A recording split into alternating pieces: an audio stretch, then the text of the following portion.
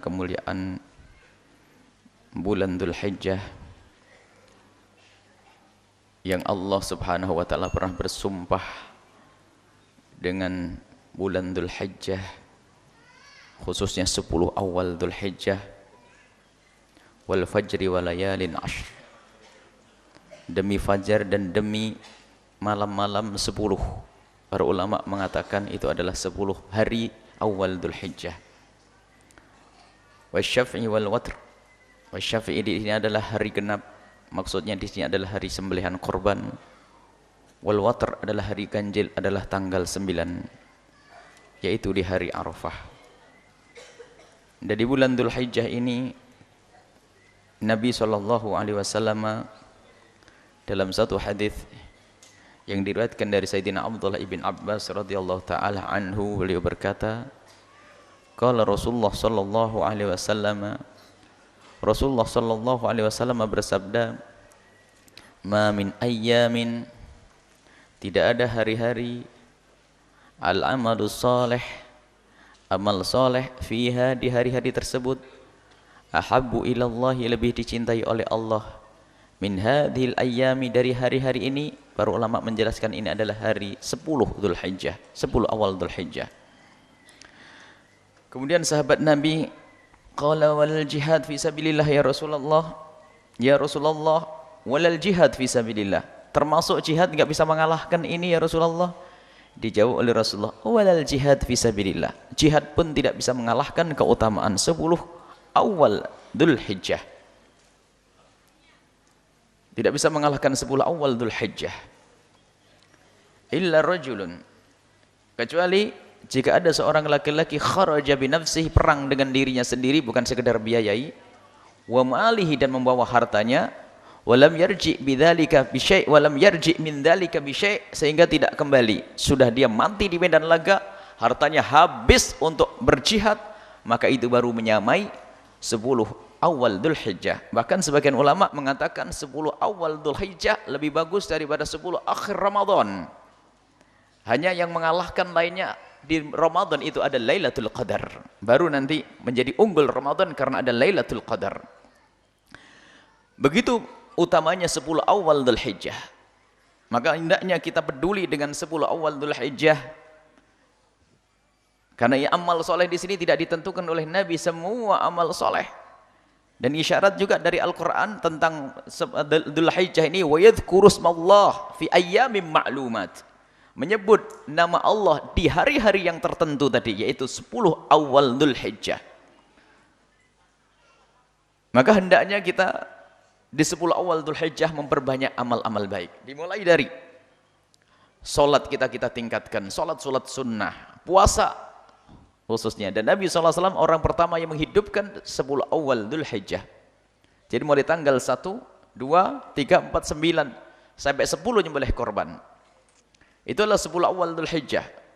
Dan dikatakan ini adalah hari-hari sangat baik karena semua amal ibadah tersimpulkan di sini. Mulai dari puasa disunnahkan, sholat disunnahkan, sedekah disunnahkan, haji disunnahkan, dan tidak ada di hari lain amalan-amalan seperti amalan yang ada di 10 awal Dzulhijjah. Di bulan yang lain tidak ada hajinya, mungkin ada puasanya, mungkin ada sholatnya, tapi tidak ada hajinya. Tapi kalau di sini ada hajinya, ada sembelihan korban juga tidak ada di hari yang lain. Maka para kekasih Allah salafun saleh kalau sudah masuki 10 awal Dzulhijjah, mereka bergegas meningkatkan meningkatkan sedekahnya, karena sangat dicintai oleh Allah Subhanahu wa taala. Bahkan disebutkan juga apa yang kita baca, zikir, macam-macam zikir, termasuk takbir, tahlil, dan tasbih. Seperti disebutkan dalam hadis yang diriwayatkan oleh Imam Ahmad, ma min ayyamin, tidak ada hari-hari, a'dhamu indallah, yang lebih agung di hadapan Allah, wala habbu ilaihi, dan tidak ada hari yang lebih dicintai oleh Allah, fihinna, di hari-hari tersebut, min hadhil ayyam al-ashri, melebihi daripada 10 awal Dzulhijjah. Maka dari itu fa'akthiru fiha, maka berbanyaklah di situ at-takbir, membaca takbir, wat tahlil, membaca tahlil, wat tahmid, dan membaca tahmid. Baca Allahu Akbar, Allahu Akbar, Allahu Akbar, la ilaha illallah, Allahu Akbar, walillahil hamd. Nah, ini adalah amal-amal yang hendaknya kita lakukan di 10 awal Dzulhijjah. Kemudian ditingkatkan sedekahnya. Cuman harus paham, meningkatkan sedekah itu bagaimana? Bukan menunda sedekah. Kalau hari ini sudah pengen keluarkan 1 juta, jangan gara-gara dengar ini ditunda. Nanti aja. Oh, bukan begitu. Itu salah. Ini gara-gara dengar keutamaan 10 Dzulhijjah, hari ini mau mengeluarkan 100 juta, wah mending nanti saja. Ini adalah orang salah paham. Hari ini lebih bagus daripada nanti. Sebab nanti belum tentu untuk kita. Sama ada sebagian orang menunda amal sedekah, amal kebaikan, menunda di hari Ramadan.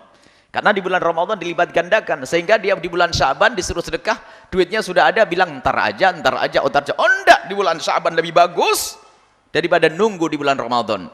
Akan tapi maksudnya adalah di saat kita sudah memasuki bulan Ramadan, hendaknya kita tingkatkan. Seperti halnya di saat kita masuki 10 awal Dzulhijjah, ayo kita tingkatkan. Ibadah macam-macam mulai dari puasa. Akan tapi puasa yang paling dahsyat, yang paling hebat nanti adalah puasa Arafah. Hari yang ke-9. Hari yang ke-9.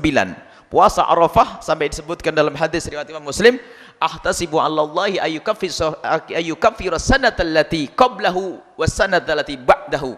Aku berharap kepada Allah dengan berpuasa Arafah itu Allah akan mengampuni dosa yang lalu dan dosa yang akan datang. Ini adalah shaghairudz dzunub, dosa-dosa kecil. Kalau dosa gede harus ada tobat khusus, misalnya perzinahan, meninggalkan sholat. Ini harus ada tobat-tobat khusus.